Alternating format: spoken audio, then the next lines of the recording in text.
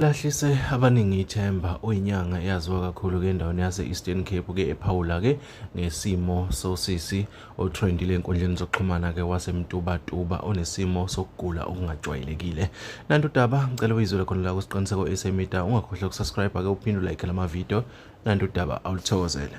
Lo mama okanye lo sisi ekuthiwa una 31 years use KwaZulu Natal, lo oye wazibona selixhegwazana elingathi lina 95. Siyanicela bophasta zinyangi,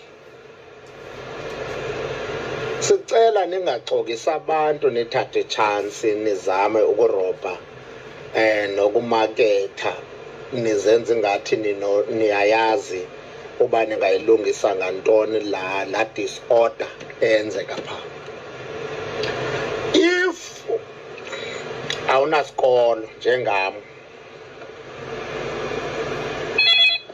uzawubhudu uthetha ngalanto ngesasimo. Lanto ngeke uyitshintshe, ngeke uyilungise ngomthi, ngeke uyilungise nangomthandazo. NguThixo yedwa ongadicide.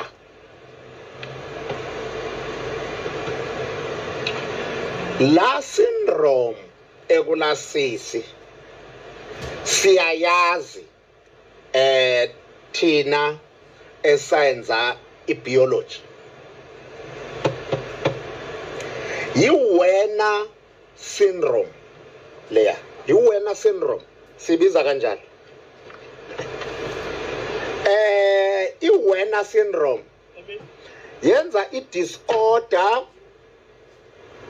kwi-age, kwi-aging, and yenza uba ukhawuleze usweleke.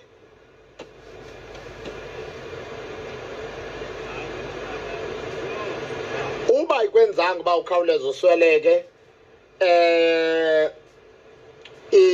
kuba ne-disorder kwi-aging, ukuloywa phaa kukho.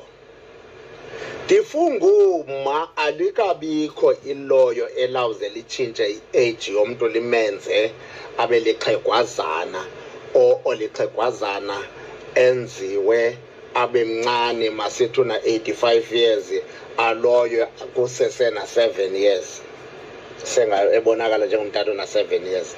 Ayikho loo nto, awukho umntu ozawusebenza laa nto. Bakhona abantu abazalwe beneskin sabo, even ama-albino, ufumana lo mntu uzalwe enjengam atshintshe ubuso abe mhlophe. Yi-syndrome, yi-disorder leya eyenzeka pha. Inintsi le nto, uba uyalazi unalo ulwazi, sizinyangi nathi siyakwazi ukuba zinyangi.